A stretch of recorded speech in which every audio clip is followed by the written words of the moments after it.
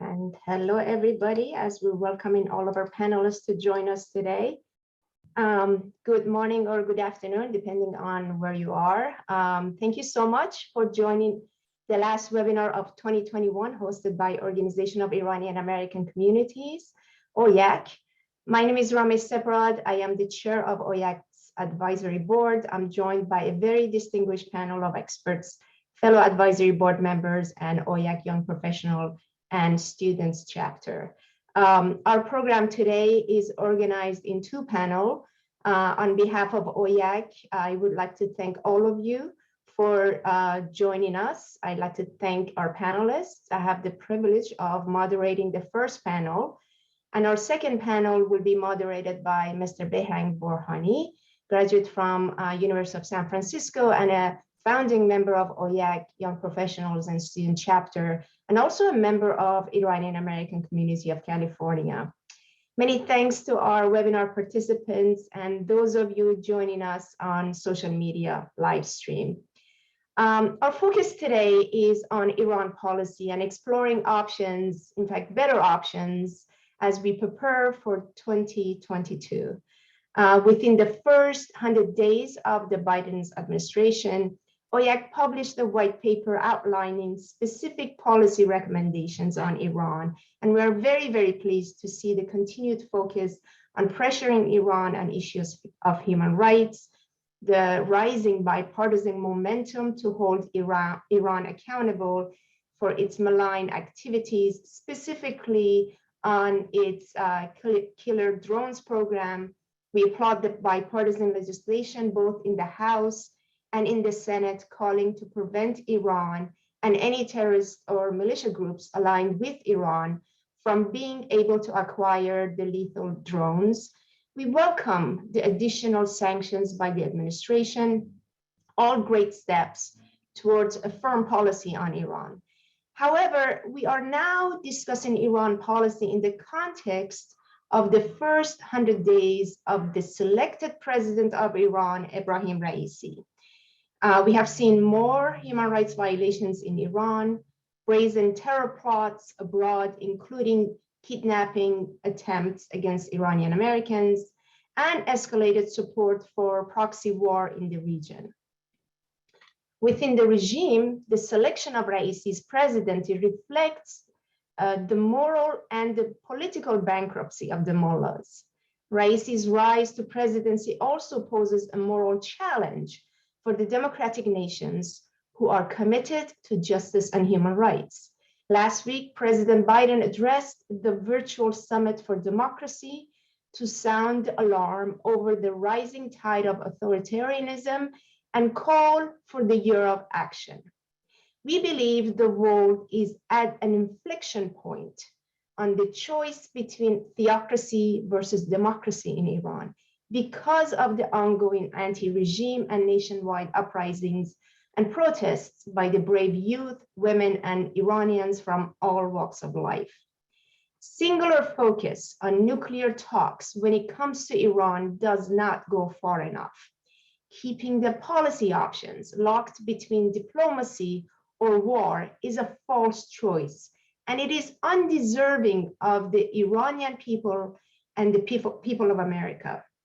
Delaying options for the right choices and the right policy elements should include placing human rights at the center of US policy on Iran, should include ending impunity for mass killers like Ebrahim Raisi, who's responsible for the 1988 massacre of 30,000 political prisoners. We must hold him accountable for his crimes against humanity. And also should include a recognition of the organized resistance movement to the regime, a movement that upholds the values of democracy and human rights, a movement that is authentic and homegrown, a movement that is inclusive of all ethnic and religious groups, a movement that has been partner in fostering regional and international peace by exposing mullahs' nuclear and most recently the drone program and their terrorist threats to the region, and a forward-looking movement that is rejecting dictatorships of the past and the theocracy of the present. a movement that has a clear platform that stands on a non-nuclear, secular Republic of Iran and a roadmap to transition from a theocracy to a democracy. These are the needed elements for an effective policy on Iran. And it is for this reason that my fellow panelists and I have come together today to assess where we are and bridge a path forward on an Iran policy for 2022. So with that, let me begin our first panel with our speakers from the first panel. Great. So I am very privileged and happy to be joined with Dr. Kazem Kazarunian, Professor and Dean of UConn School of Engineering and Senior Member of Oiac Advisory Board. Thank you so much for joining us today, Kazem. Pleasure. I'm very glad to have you with us. And I'm also very, very pleased to welcome Dr. Siamak Shojai, Professor of Economics and a former Dean of College of Business at William Patterson University. Professor Shojai, it's so great to have you with us today. And then, of course, I'm joined by my esteemed colleague, Dr. Majid Sadiqpour, Political Director of Oiac. So glad that you were able to join us today. So let me start with you, Professor Kazarunian, on the issue of Iran's nuclear threat. Over the last week, we've heard a lot on this topic. Rafael Grossi, head of IAEA, has said that we need to assess the situation with Iran because the country's program is very advanced. And the enrichment is now being done at the 60% purity. Secretary of State Blinken has also said that Iran does not seem to be serious about returning to compliance with the nuclear deal. The White House is saying President Biden has asked and directed his team to prepare other options. And just this past Friday, Jake Sullivan from the National Security Council said that the talks are not going well. Give us your perspective on where things are heading. What are the pillars of Ebrahim Raisi's foreign policy, and how could it impact the Vienna talks? Thank you again, Ramesh, and I'm really glad to be here with my fellow panelists. I'm actually not surprised to hear from the administration that the talks are not going well and Iran is not serious.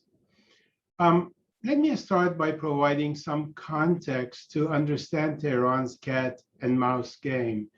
You know that nuclear negotiations aiming at curbing Iran's intent on nuclear weapons did not start actually with JCPOA in 2015. In fact, it started much earlier than that in 2003. If you remember, it was a few months after the National Council of Resistance of Iran revealed the existence of 2 secret facilities in Natanz and Iraq. And shortly after that, IAEA confirmed Iran's secret efforts to enrich uranium. To avoid sanctions by the UN Security Council, Tehran entered into negotiations at the time with France, Germany, and the United Kingdom. And they eventually reached an agreement which is known as Tehran Declaration, and it was reached between Iran and the EU3. It would actually not be wrong to call that JCPOA 101. Under that agreement, Iran committed to suspend all uranium enrichment, but in reality, Iran continued. And in fact, actually it expanded its nuclear programs, leading to another round of negotiation in Paris. It was the year after, in 2004, which is now, we know that agreement as Paris Agreement. Again, it was with EU. And again, Iran continued its game of deception. On one hand, Iranians appeared that they're negotiating and actually negotiating hard, implying that they're sincere. While on the other hand, they continued their march towards the bomb and also expanding their weapon delivery systems.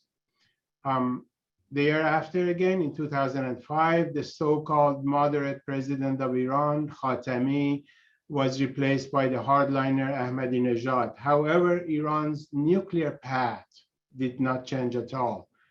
Meanwhile, IAEA and the UN Security Council kept issuing numerous reports on Iran's secret nuclear programs. It was followed by warnings and resolutions, and eventually they imposed some sanctions. It was in 2008 that the US administration re-engaged in direct talks with Tehran. And while the US was dubbing this engagement, this round of engagements, as tough talk, Tehran's regime was enjoying its march towards the nuclear arms capabilities. And for 7 years, until 2015, the US continued negotiations with Iran, sometimes bilateral, sometimes with EU, of course, with Russia and China added. JCPOA, or I should say actually now the third or fourth version of it, finally became what we know now as 2015 JCPOA. This was neither a beginning nor an end to continued nuclear talks with Iran.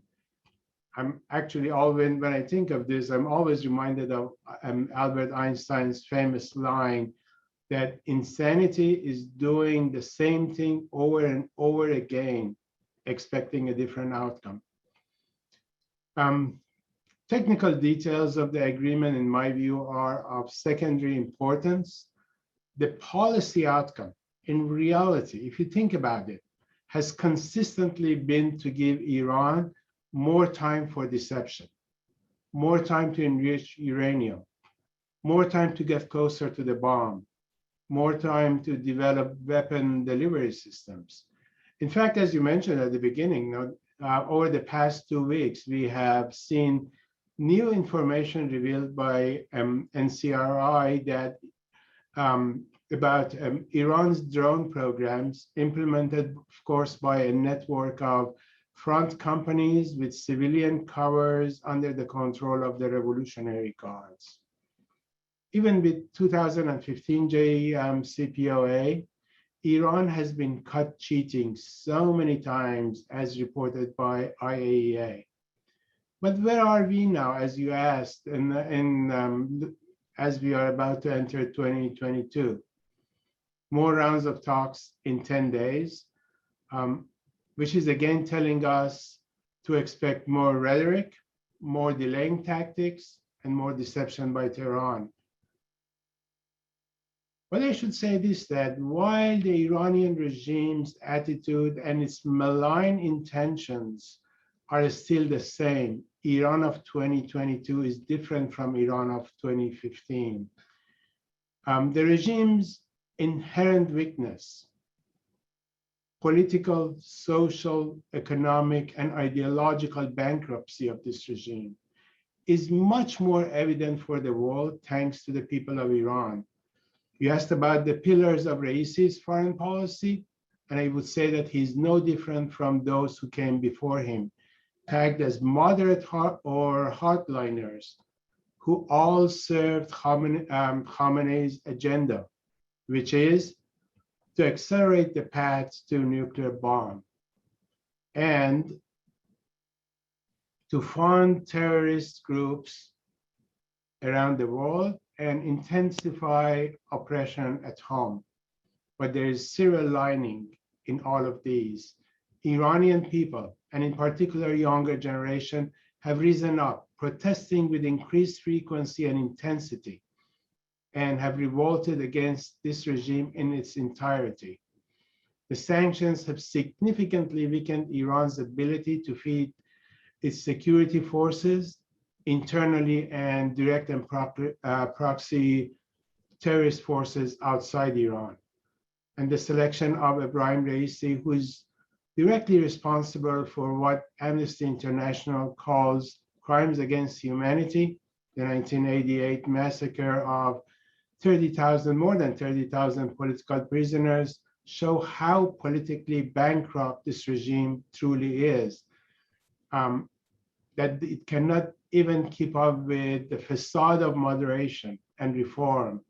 So let me just sum up by saying that we must end the cat the cat and mouse game with the Iranian regime on the nuclear talks, and look to the people of Iran and the path forward as the path forward on 2022 U.S. policy on Iran. Thank you. Great, thank you so much for that comprehensive analysis on the history of JCPOA in Iran, and then as you refer to it, the cat and mouse game. You raised a very good point on the issue of Iran's regime's inherent weakness. I want to pick up on that and follow up with a question to Professor Shajai. There are two debates in Washington on the issues of how to pressure the regime, and particularly when it comes to the issue of sanctions. Some argue that the existing sanctions are under-enforced, and others argue that we've got to be relaxing the sanctions. And then meanwhile, there's a strong bipartisan call in US Congress where they're saying that we should be pressuring the Iranian regime, we should be pressuring Tehran. So I'd like to get your perspective on, given the economic situation inside Iran, given the inherent weakness that Professor Kazarunian just referred to, can Raisi's regime really withstand increased economic pressure, and what is the path forward for the regime? Well, again, thank you for inviting me to this wonderful panel. It is an honor. You are pointing a significant issue to a very significant issue, mainly the sanctions. And as everybody knows, there is a huge debate about the effectiveness of economic sanctions. And the literature is very vast, and there has been a lot of academic, actually, research done about the effectiveness of economic sanctions. The key word in all those studies and their conclusions is that what is the strategic goal of imposing the sanctions?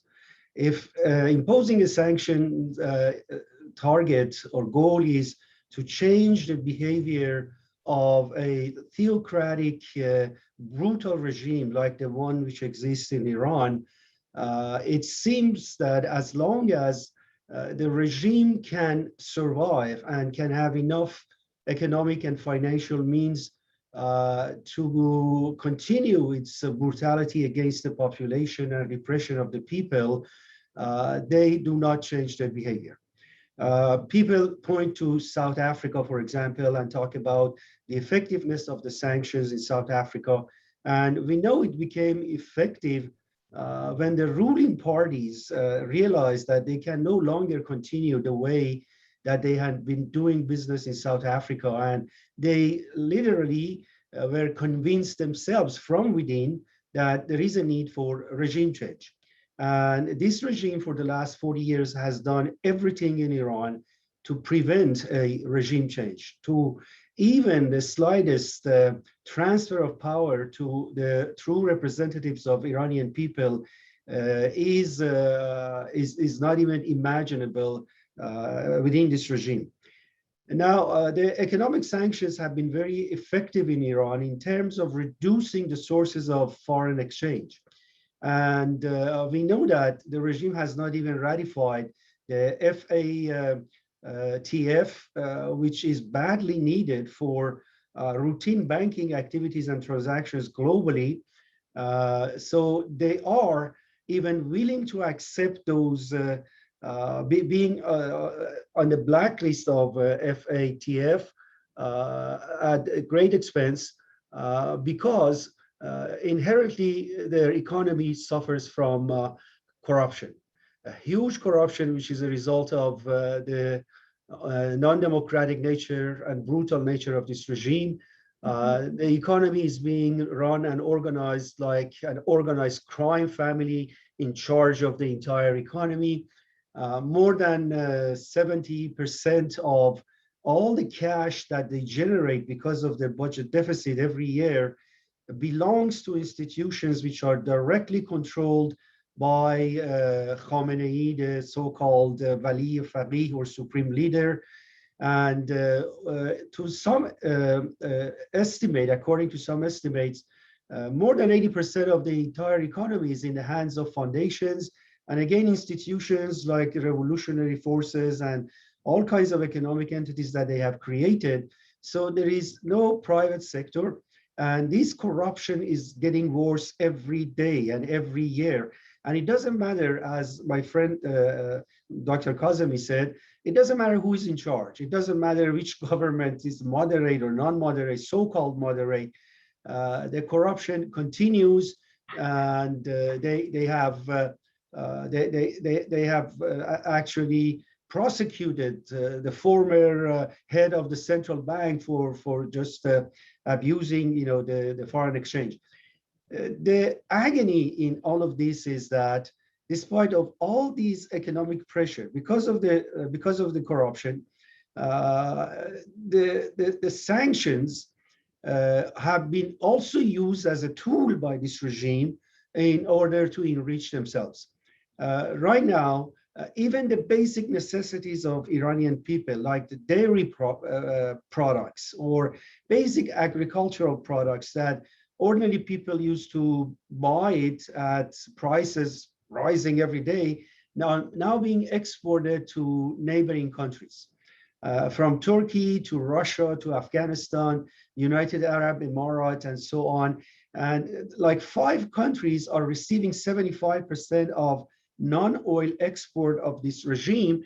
And we know who is doing the exporting and what happens to the foreign exchange that they receive as a result of direct marketing of these products in those neighboring markets and neighboring countries. So this has become another source of foreign exchange for them to feed the radical groups in the region and to undermine the Iranian interest. Now, to summarize, I think I have about 1 minute or so to basically summarize, because of the corruption, because of the inaptness of people who are in charge, from ministers to even mid managers, they are all corrupt and they are all appointed because of their relationship with the regime and because of their brutality, as headed by Raisi, who has himself personally executed or ordered the execution of maybe 30,000 Iranians in the 60s.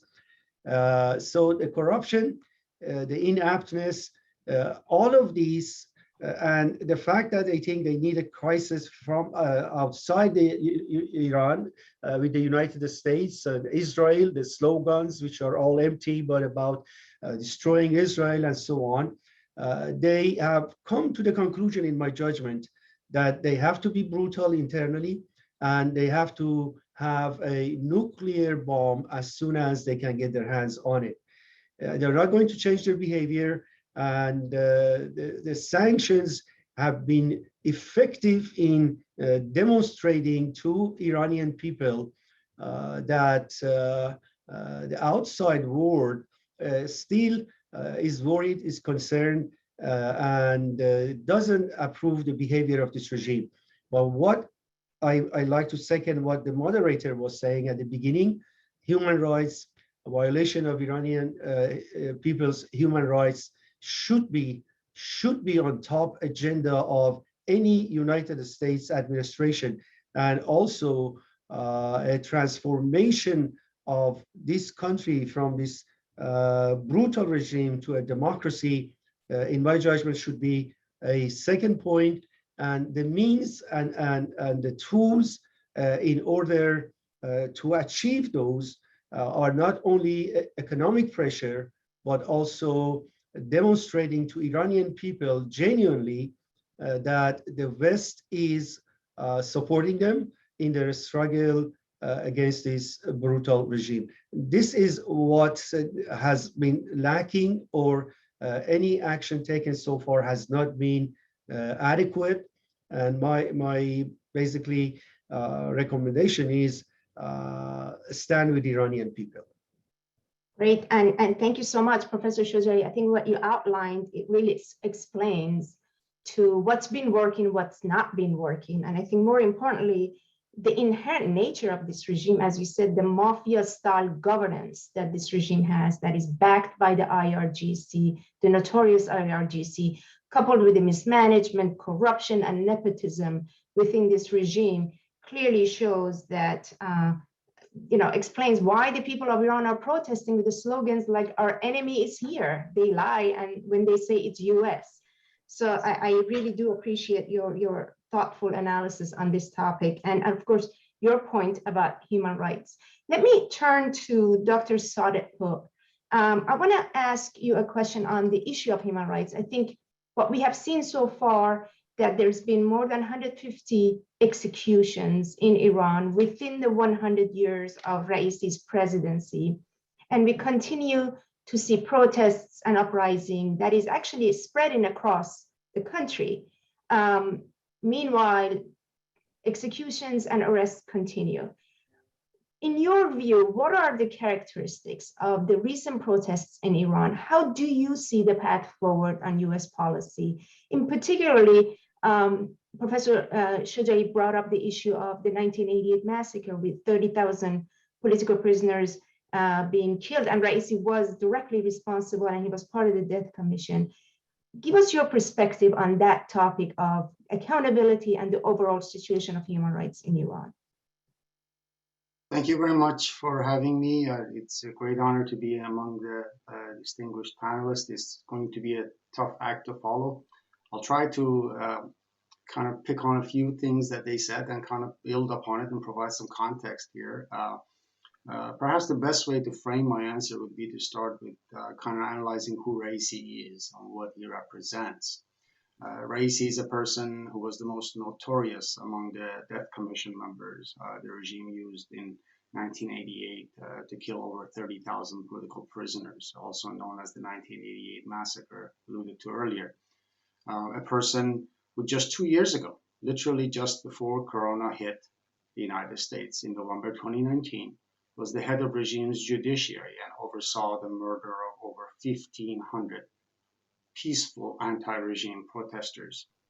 So the conservative figure of 150 executions during his first 100 days in office, you noted earlier, should serve as a reminder to all policymakers of Raisi's makeup, of Raisi and the regime's untamable makeup. In the most recent protests that broke out in the city of Isfahan, thousands of farmers demanded accountability. Accountability is a key word here. Initially, these farmers wanted to know why their ancient river, the Zayan Derud, the Revere River that runs through the city, is now dry. But yet within a day, these slogans changed. They morphed into chants of death to Khamenei, death to dictator. What did the regime do? The regime predictably did what it always has done, using violence, using pellet guns to directly target protesters' vital organs, specifically their eyes. Of course, this is nothing new. Mutilation of body parts has always been a tactic the Ayatollahs, these medieval dictators, have used for over 4 decades. At least since 2019, it's important to note, we've seen that such violence against protesters, such tactic is not working for the regime anymore. In fact, the violence that we saw in Isfahan actually became an impetus for a newest wave of protests that we even see today in Iran, where protesters are in 114 cities made up of mostly teachers. You asked, what are the characteristics of these protests in Iran? Well, here's what I've observed and I continue to notice coming from Iran. First, the regime has no viable solution for its own ills, for its own problems. And certainly it doesn't have a solution for people's basic demands. It is bankrupt, as your guests mentioned, ideologically, economically, morally, and socially. Second, there is an increasing effort globally against the regime on multiple fronts. The most obvious is obviously the nuclear issue, but also a movement to hold the regime and its leaders accountable for the genocide in 1988. And thirdly, perhaps the most important issue here is a growing engine of resistance inside Iran that is connecting and coordinating dissent across different cities and provinces of the country. This engine for democratic change in Iran is led by the MEK's resistance units. These organized units are organic and are driving the protest movement inside the country. They are also at the core of this weak regime's fears. So if you look at the statement by regime's officials after the Isfahan protests, as well as the latest protests that teachers have had, they are all admitting how organized and coordinated these protests were, and grudgingly admitting that the guidance for these protests has been coming from the MEK. So the path forward is fairly clear. If we are objective, we should draw a bridge between these characteristics: the domestic movement of the anti-regime protests and the international campaign for accountability against Raisi and his mafia. So I believe the United States policy must take its cue from the Iranian people and their resistance. In other words, the United States will not find any measure of success in its efforts to address the threats that Tehran poses for as long as it ignores the democratic aspirations of the Iranian people and instead chooses to engage in rather perpetual dead-end dialogue with the tyrants in Tehran. It is in this context that the maximum pressure with simultaneous support for the Iranian people and their resistance is the right policy on Iran. I don't say this lightly. This sentiment is supported by the United States Congress, which has historically sided with the democratic aspirations of the Iranian people and sought to empower successive US presidents, at least the last 4, to limit Ayatollah's malign influences through sanctions policy or guidance legislations. After, I guess I should point to House Resolution 118. 250 bipartisan members of Congress have expressed support for the Iranian people's desire for a democratic, secular, and non-nuclear republic.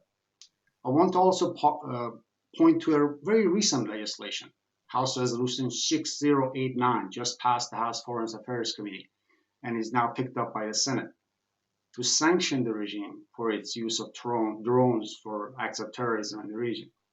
And finally, I want to make one critical point. House Resolution 118 and Congress make a key distinction I see imperative to highlight right now. This bill correctly says that in 1979, the people of Iran were, and I quote, deprived of their fundamental freedoms, for which reason they rejected monarchic dictatorship and are opposing religious tyranny today, end quote. This is a fact-based distinction. The United States Congress is highlighting that the Iranian people and their resistance has sacrificed and continue to sacrifice to make possible a secular, democratic republic, and unequivocally reject unelected or self-anointed leaderships of any kind, either in the form of Shah's monarchy of the past or Sheikh's Walayat Faqih of the present. So it is, I believe, in this context where we can move forward on an effective and reliable US policy in 2022. And thank you for having me. Thank you, Majid. Thank you so much for outlining the issues of human rights, the characteristic of what's happening inside Iran with the ongoing protests, whether it's the protests of Isfahan or the teachers' protests, and of course, the support from US Congress, both in the House and in the Senate. And I think what you closed with is quite important, because it is imperative that the Iranian society moves forward. Iranian society is not going backward to what we had with the monarchy or what we have today with the theocracy. Is the moving forward is what we all welcome. So thank you for raising that important point. So I do want to come back to all of our panelists with my last question, because you all raised very insightful and very compelling topics. But my question to you all is, what would be your top 3 recommendation for the administration as we embark on 2022 and the US policy on Iran? Professor Kazarian, let me start with you. If you could tell us, what is your top 3 policy recommendation? Please unmute yourself. I think you're muted. I'm always reminded of that. So you know, this past year in 2021, on 2 separate occasions, hundreds of Iranian American scholars and professionals wrote to President Biden outlining their recommendation on Iran policy. And I think that as we are entering 2022, they still hold. So let me just reiterate what the 400 Iranian scholars and scientists said, which is, 1, make human rights the main pillar of engagement with Iran. 2, sanction reliefs or concessions should be provided to the Iranian regime only if they're verifiably end their human rights abuses in Iran and terrorism abroad, and abandon their support for proxies in the region, terrorist proxies. And 3, do not take the path that several US administrations have in past taken, actually past few decades, as I mentioned at the beginning, and expect a different outcome. And may I mention a 4th one? You asked for 3. The US administration should develop and implement decisive policies that side with the Iranian people and the legitimate desire for a free, secular, and democratic republic. Thank you. Great, thank you so much. So same question, Professor Shojai, I would love to get your thoughts on the top 3. Sure, I could actually second what Dr. Kazemi said, but I think we need to constantly remind the American administration, regardless of who is in the White House, that millions of Iranians came to this country because they escaped the brutality of the regime that exists there, and also because they love the democratic nature of this country. And we should never forget, as Iranian Americans or American Americans, that promoting the democratic values globally is the fundamental value system, is part of the fundamental value system of the United States, and we should never stop not promoting democratic movements. Also, we need to remind the American administration that as long as you talk about making a deal with the devil itself in Iran, Iranian people are not going to honestly believe that they can count on the support of freedom-loving, democratic people and governments all over the world. And the United States should lead on that front, supporting the democratic forces which want to constitute the change, a fundamental and true change in Iran, and also open up some negotiations, some dialogues with the opposition groups. I'm not talking about United States starting a regime change in Iran. Iranian people, literally after a year that Khomeini was in power, started that process themselves, but they need the support of America. Human rights violations should not be tolerated. And when a butcher like Raisi is appointed as the president, I believe that the United States needs to think again about any connection with this man and his administration. Excellent. You raise a very important point about America's democratic values, America's leadership in holding those accountable for human rights violations and really standing with the people of Iran. Thank you. Thank you so much, Professor Shojai.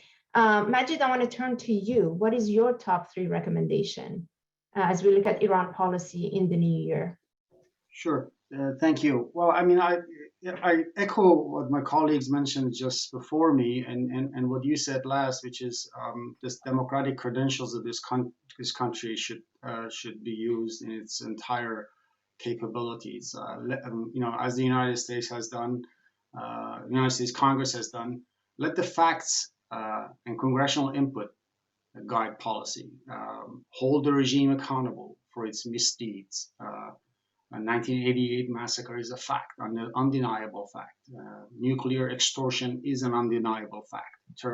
Terrorism by the regime is an undeniable fact. On all fronts, the United States can be and must be active. It must, therefore, push the UN to establish a commission of inquiry into the 1988 massacre. And lastly, I want to say, show untarnished support for the Iranian people's desire for democratic regime change. And democratic regime change, as my colleague just mentioned, is one where the people of Iran make the change through their organized resistance and the resistance units I mentioned earlier. Thank you. Great, and that is a change that is coming from within, authentic, homegrown by the people of Iran. Thank you so much, all of you. I want to thank our panel one for taking the time today to join us for the last webinar of the year. I really do appreciate you making the time. I look forward to hosting you in the new year. And this is my cue to turn the baton to my co-moderator, Mr. Ebrahim Raisi, to start us off on the second panel. Thank you very much. Ebrahim, you've got the baton. Thank you so much, Ramesh, and to our previous panel for their insightful remarks, analysis, and recommendations on Iran policy. I'm joined today by my fellow members of our chapter, Ms. Hasti Hassani, graduate of University of Texas and a member of the Iranian American community of New York, Mr. Sina Saidian, student at UC Berkeley and also a member of the Iranian American community of Kansas, and Ms. Sepida Zamani, graduate of Georgia State University and member of the Iranian American community of Georgia. Our discussion today will be focused on what's happening inside of Iran. We've been seeing a nonstop wave of protests from farmers, workers, teachers, and women that may start from issues such as access to water, unpaid wages, economic grievances, corruption, or mismanagement by the regime. And these protests have quickly become political and spread across the country. People of Iran are calling for the downfall of the regime as seen in the slogans of "Down with Dictators." We've seen the growing call to hold Raisi accountable for his crimes against humanity and the massacre of 1988. We see women and youth organizing and leading protests as evidenced by the clips and photos that are coming from inside of Iran. And we have also seen how the regime continues to arrest and execute people to instill fear and push back on the demand for change. With that said, I have several questions for the panel, and I will start with Hasti. Hasti, we just heard from our previous panel why it's important to hold Raisi accountable for his role in the 1988 massacre. And I would add the massacre of November 2019 with 1,500 people, women and men, people our age, killed as Raisi was the head of the judiciary. So the policy of massacre is something that this regime has subscribed to and relied on for the last 4 decades and seemingly increases this brutality with each coming wave of uprisings. Yet we see the rise of protests and bravery by the people nonstop. They continue to come out. Is oppression at home no longer working for the regime? Hi, Ebrahim. Thank you so much. This is a very important question. And the short answer is yes. What we see from Iran today shows that oppression has become a less effective tool for this regime to hold back the call for change. But we must keep in mind that this has come to a great expense for the people of Iran, especially the youth who have lost their lives over the years to break the spell of fear and did anything in their power to expose and change this regime. This regime has held back the Iranian society for past 4 decades. And as I talked to my parents about their experience as university students in 1980s, I realized how similar their call for changes with today's youth and students inside Iran. I think it's important to recognize the call for democracy in Iran and the journey that brought us from our parents to us. The previous panel was talking about how the US should move beyond negotiations and adapt a policy that makes sense to the people of Iran. And my thought on this is, if this regime was capable of change through talks and negotiations, people of Iran would have been the first ones to pick up on that. I'm in touch with many friends inside Iran, and the first questions they have for me is, why is Biden wasting time with these nuclear talks? And why are the administration is not listening to the people of Iran, what they're chanting in the street protests? Iranian people simply moved on the idea of this regime is capable of change or reform. What I hear from inside Iran is this regime is beyond help. And we can't even talk about sanction reliefs. As I want to echo what Professor Shijai was talking about sanctions.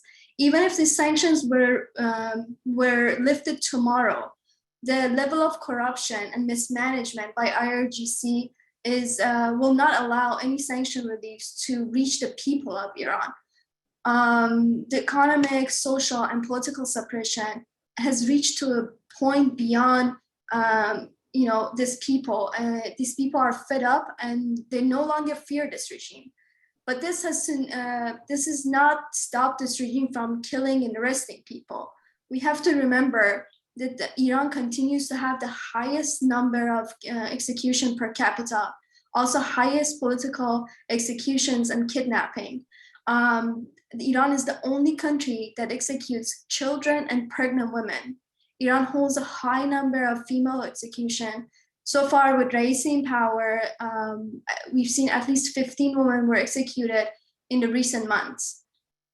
So yet what we see happening inside Iran is people continue to press, to organize, to network, and join the resisting units. We see people continue to align themselves with organized resistance movements such as MEK and NCRI.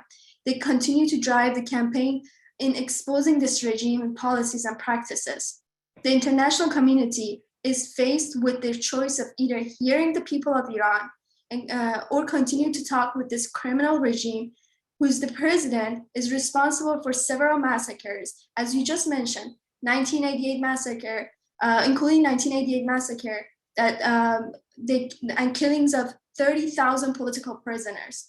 My dad's cousin was one of those massacred in 1988. And that's why I believe the choice for free world, not just Iran, but free world should be to end impunity and take meaningful steps to campaign for accountability.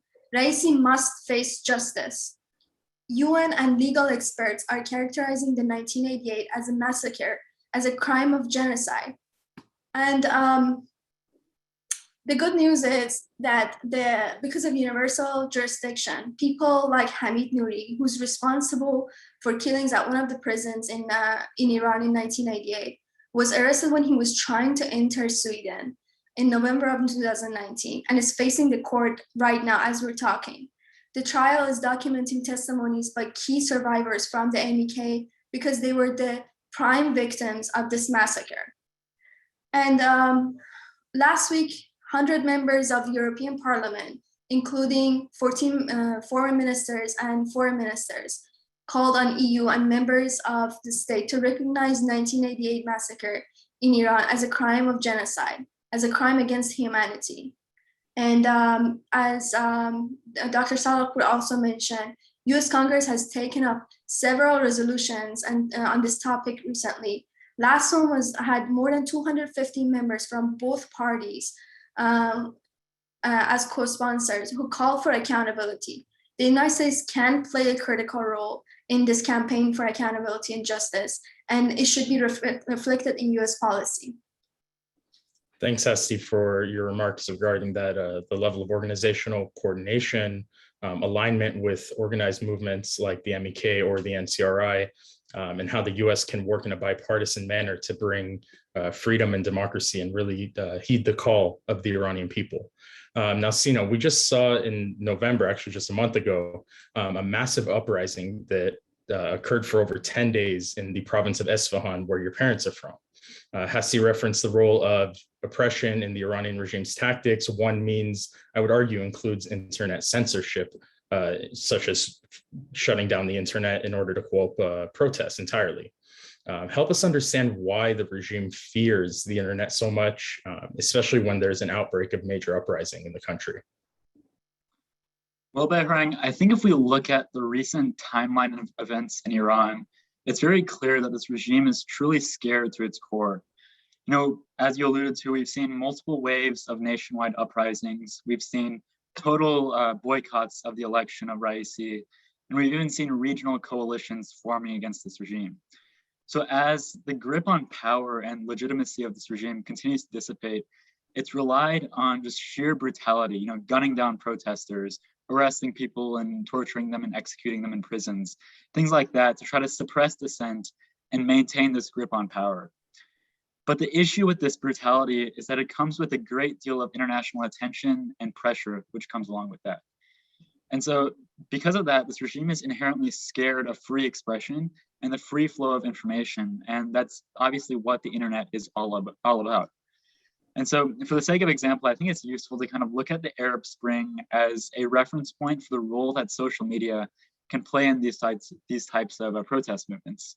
You know, if we look back in the past decade, we saw the Middle East experience a significant wave of anti-government and pro-democracy movements. And these are sentiments that have been growing year by year and have existed for a long time. But for the first time in the early 2010s, the advent of tools like Facebook, Twitter, YouTube, etc., helped these demonstrators reach a truly global audience. And this was symbolized in Iran by the famous photo of Neda Agha Sultan, which I think we all remember, after she was shot dead by Iranian security forces during an anti-government protest. And these images, these broadcasts from within the country have a much stronger impact than people often appreciate. You know, when people like the Biden administration or European leaders are coming to the negotiating table to try to reach something like a nuclear deal, it's pretty easy for them to ignore human rights and just focus on the task at hand. But at the end of the day, these leaders are humans too, and it's extremely hard to justify complacency when the people's news feeds are flooded with images of security forces gunning down unarmed protesters, like we saw in November 2019. Now, the regime in Iran, and Khamenei specifically, remember the impact that social media has had in other countries. And they certainly remember the impact and the fate of dictators like Gaddafi or Mubarak during the Arab Spring.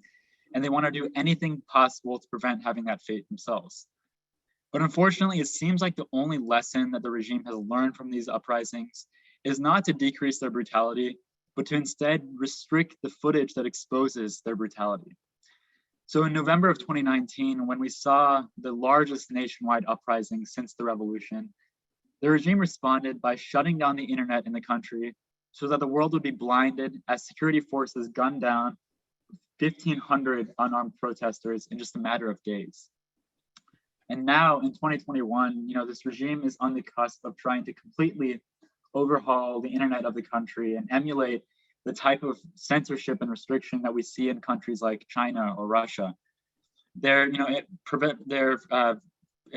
shown this new bill called the so-called cyber protection bill, which completely curbs internet use and tries to force service providers to really restrict the user's access to tools like Facebook, YouTube, Twitter, WhatsApp, etc., which are already extremely censored and blocked within the country.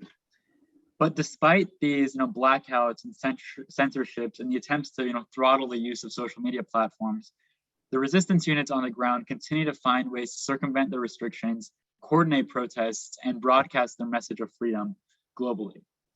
And to try to respond to this, the new bill kind of has a sophisticated system to filter the use of the internet and makes the use of VPNs punishable by jail, which gets rid of the anonymity that many protesters rely upon to get their message out safely.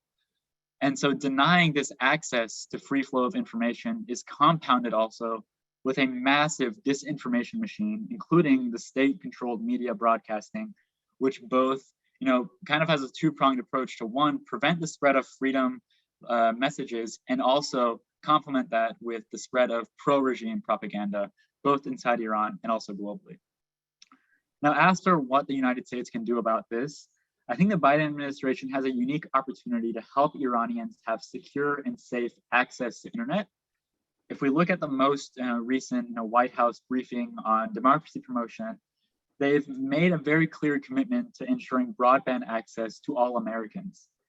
And I would argue that the same commitment should be extended globally, especially to countries like Iran, where the administration has a unique ability to really reach protesters and show that they are on the side of freedom and not on the side of the mullahs.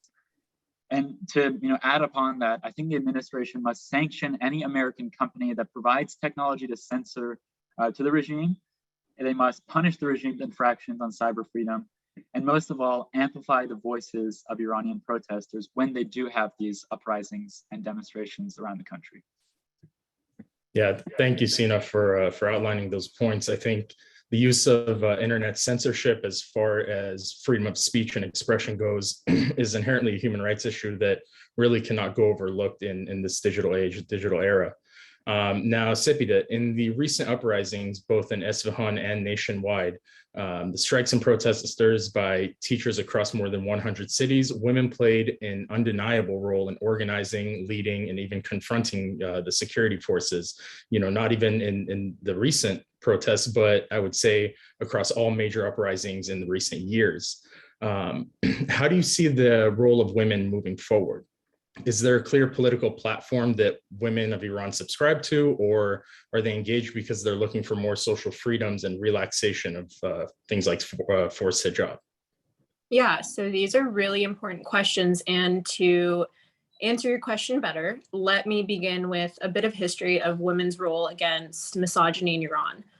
Earlier, Hasti actually discussed how this regime has the highest number of female executions in the world and continues to be the only country that practices stoning to create an atmosphere of fear. Looking at the teachers' protests that spread across 114 cities, and by observing the photos and videos, clips coming from Iran, women are leading the protests actually. They're organizing the strikes, and you can hear their voices very loud and clear, calling shame on the security forces or calling for solidarity with protesters, no matter if they are teachers or farmers or the labor movement. Their slogans are not about hijab or social freedom, but it's about changing this regime altogether. You can hear their voices as they lead the crowd chanting, "Imprisoned teachers must be released," or "We will not back down until we get our rights." Iranian women are not just looking for small wins here and there. They are with the relaxation of hijab or some basic social freedoms. They're looking for fundamental change. They are the change because of their opposition of the misogynist regime in power, and their path forward is to end this regime. So I would say that they are subscribing to the political platform. Let me just add, there are 3 generations of women who are joining these protests.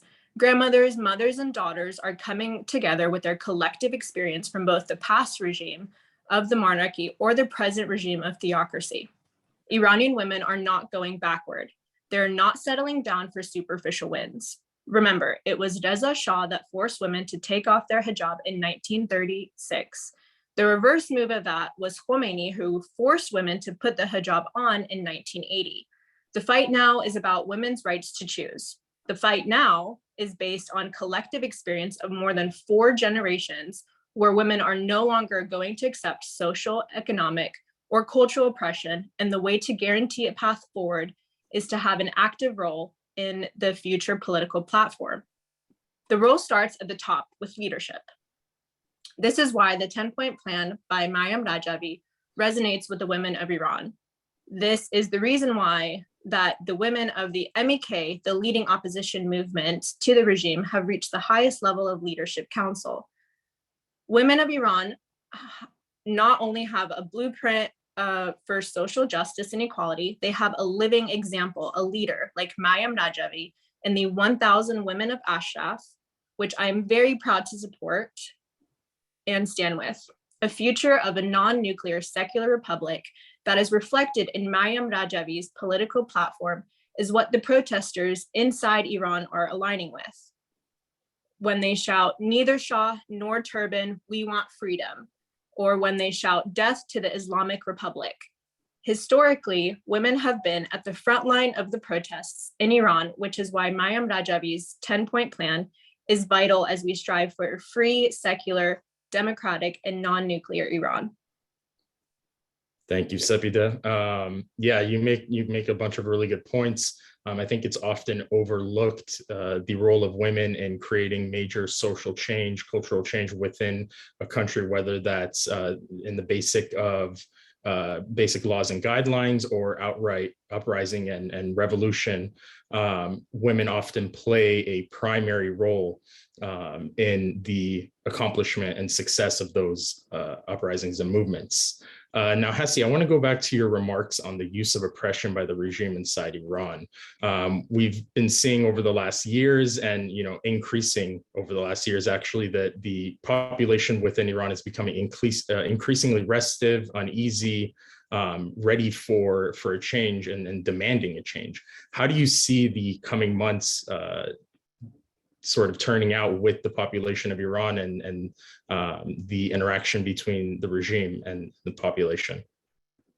Behrang, I think the situation inside Iran is ripe for change. I see escalation in protests and uprisings.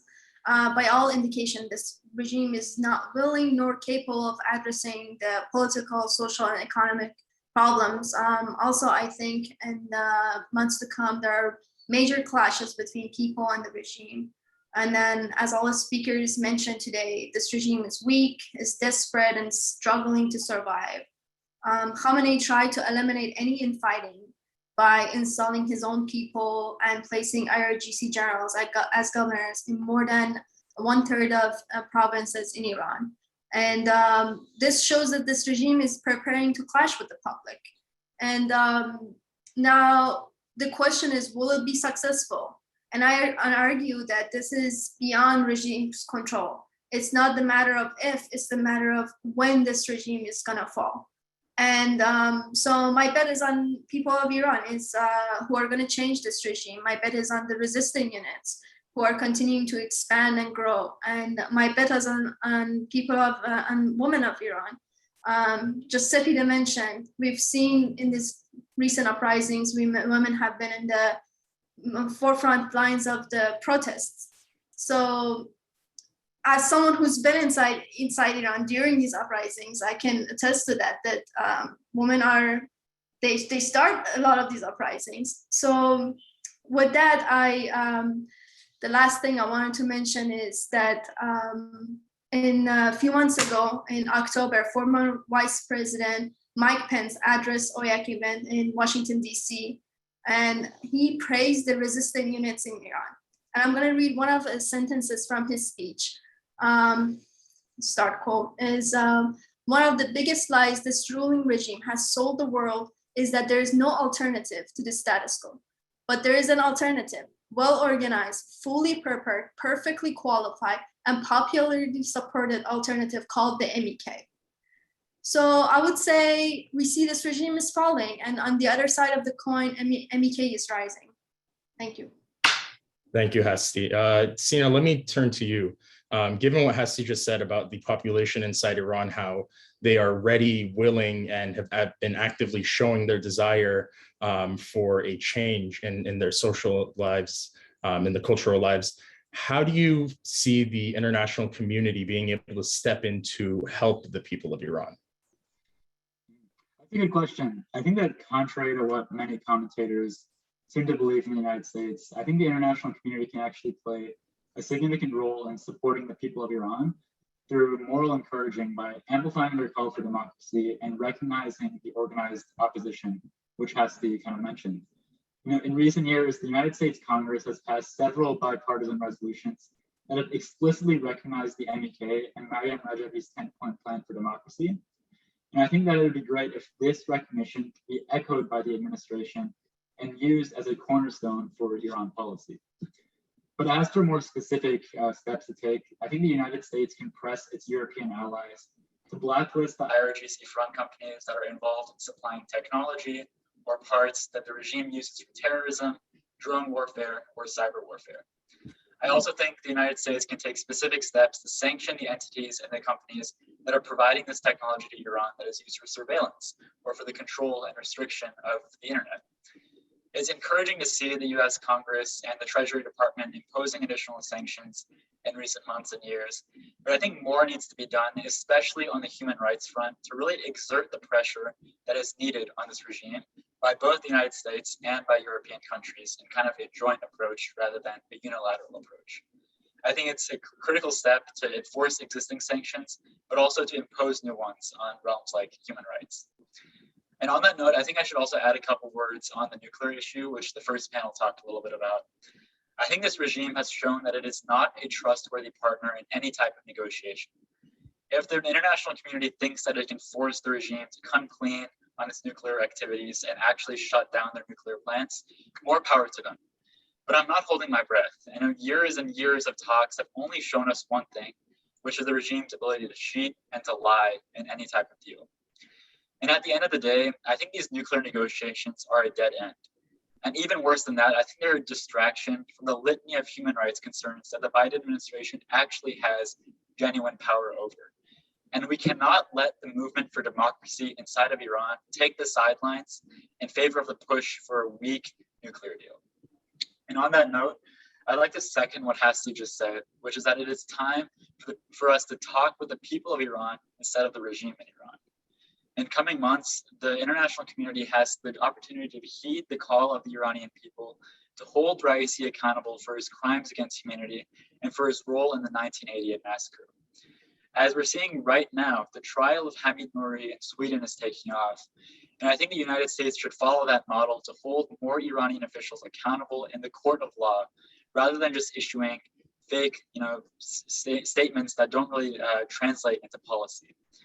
This includes things like sanctioning rights abusers in Iran, restricting the travel of Iranian diplomats, and arresting any criminal Iranian official that chooses to travel to the United States or to Europe. Because at the end of the day, you can negotiate all you want, you can make any deal you want, but the United States must make it clear at the end of the day that we are on the side of human rights and democracy, and that we will not sacrifice human rights or democracy when it comes to any type of negotiation with this regime. Thank you, Sina. Right. Ultimately, it's action that speaks louder than words, as we've seen in the case of Iran over the last decade. Finally, Sabida, what would be your message to the Biden administration on the issue of human rights, and specifically women's rights in Iran? I believe in what Hillary Clinton once said, actually, which is women's rights are human rights. And I continue to be an optimist and urge the administration to place human rights at the very center of Iran policy. The role of women and how they have inspired other women-led organized oppositions is very prominent in all of the protests. The regime's officials have said repeatedly that the growing network of resistance units is very alarming to them and has reached a point of crisis for the regime themselves. The regime is particularly concerned about the appeal of the Mujahideen Khalq and their complete female-led leadership among the youths and women. Last week, Khamenei himself warned about the enemy among us. Every time he uses such charged phrases, it means the regime is gearing up to execute people. We must be prepared to diffuse such threats against the people of Iran and speak out by naming and shaming those responsible for the killings inside Iran. I share the same enthusiasm with our panelists today, and the growing bipartisan momentum in the US Congress is very encouraging. Senator Bob Menendez, Democrat from New Jersey, chair of the Foreign Relations Committee, has emphasized that the US Congress, quote, remain united in opposition to the regime's ongoing abuses against its own citizens, end quote. To show this unity, I argue we must start at the top with holding Khamenei and Raisi accountable for their crimes against humanity. As former Secretary Pompeo said at the Oiac DC event in September, quote, Raisi should be prosecuted, not tomorrow, not next week, not next year, prosecute him now. And he added that, quote, the United States must lead the world to hold him accountable for crimes against humanity that he committed. Any dealings with Raisi would be tantamount to dealing with a mass murderer. This is not only immoral, but counterproductive, end quote. I wholeheartedly believe that this is a bipartisan call now. This is not only to see, this is, we need to see the administration take steps on the issues in the future months to come, hopefully sooner rather than later. And with that, we'll be seeing more meaningful steps in having human rights at the epicenter of the US policy on Iran.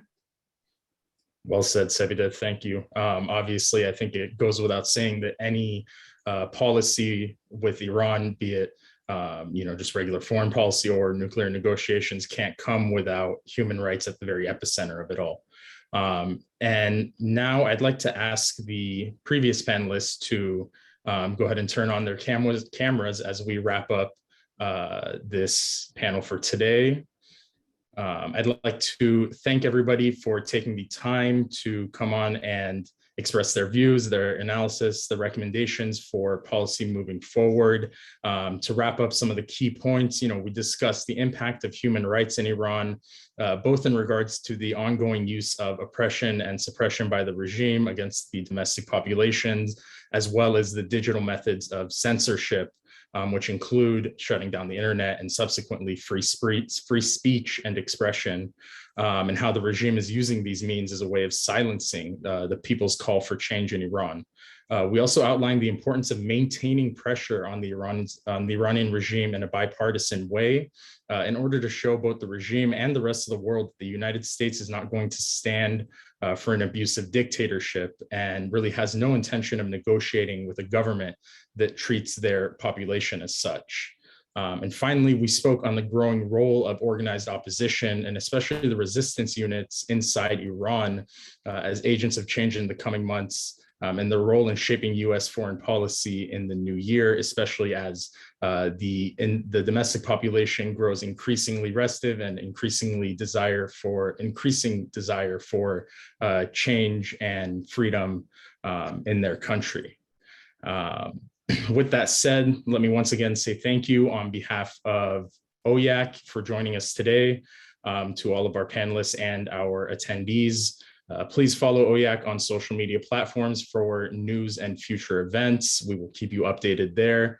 And with that said, I wish you all a wonderful holiday season and a very happy and healthy 2022. And I look forward to seeing you all next year. Goodbye, everyone. Thank you. Thank you so much. Goodbye, everybody.